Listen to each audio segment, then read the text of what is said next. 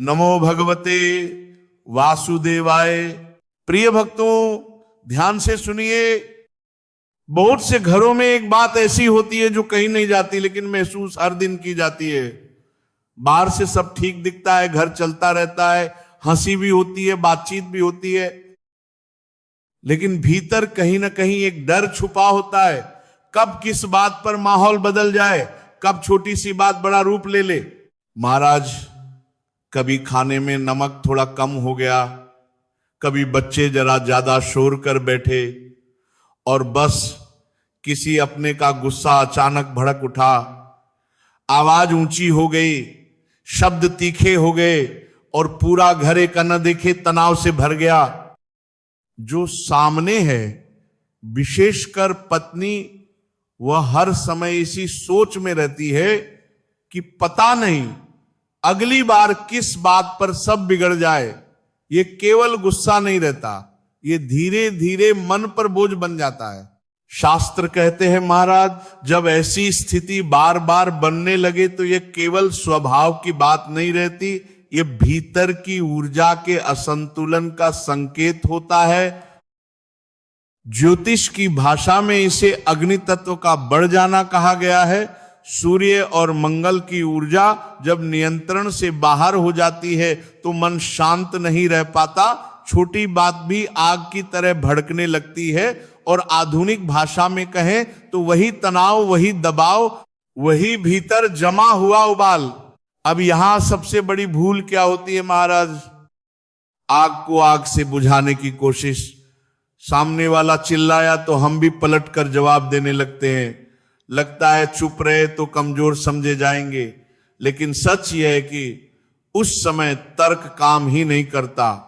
जब मन आवेश में होता है तब शब्द तेल का काम करते हैं, पानी का नहीं। इसीलिए हमारे शास्त्र और परंपराएं टकराव नहीं, संतुलन सिखाती हैं। और इसी संतुलन के लिए एक बहुत ही सरल लेकिन गहरा उपाय बताया गया है महाराज। वह उपाय है चांदी, आलूज। चांदी को हमारे शास्त्रों में चंद्रमा से जोड़ा गया है, और चंद्रमा मन का स्वामी है, शीतलता, शांति और संतुलन का प्रतीक। जहां अग्नि उग्र होती है वहां चंद्र शीतल होता है।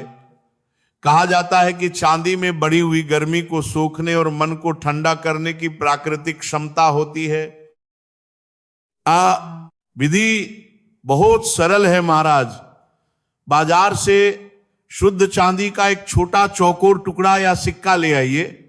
चौकोर आकार स्थिरता का प्रतीक माना जाता है। घर लाकर उसे गंगाजल से धोइए। ये केवल पानी नहीं, ये शुद्ध भावना का प्रतीक है। ये दर्शाता है कि आप इस उपाय को श्रद्धा और सकारात्मक भाव से अपना रहे हैं। इसके बाद उस चांदी के टुकड़े को उसी मटके, बोतल या पानी की टंकी में डाल दीजिए जहां से घर के सभी लोग पानी पीते हैं। इसे निकालना नहीं है। ये कोई 1-2 दिन का उपाय नहीं, बल्कि निरंतर चलने वाली प्रक्रिया है। मान्यता है कि चांदी के संपर्क में आकर पानी धीरे धीरे चंद्र जल बन जाता है। ऐसा जल जो मन की उग्रता को शांत करने में सहायक होता है। जब वही व्यक्ति रोज रोज ये पानी पीता है महाराज, चाहे उसे पता हो या न हो, तो ये शीतल ऊर्जा धीरे धीरे भीतर काम करने लगती है।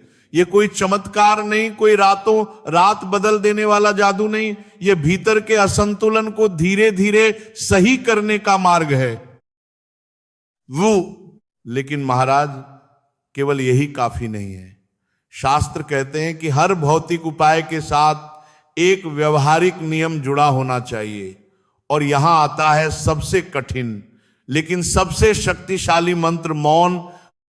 ये क्षण जब वह गुस्से में हो, जब शब्द आग बनकर निकल रहे हो, तब 10 मिनट के लिए मौन धारण कर लीजिए।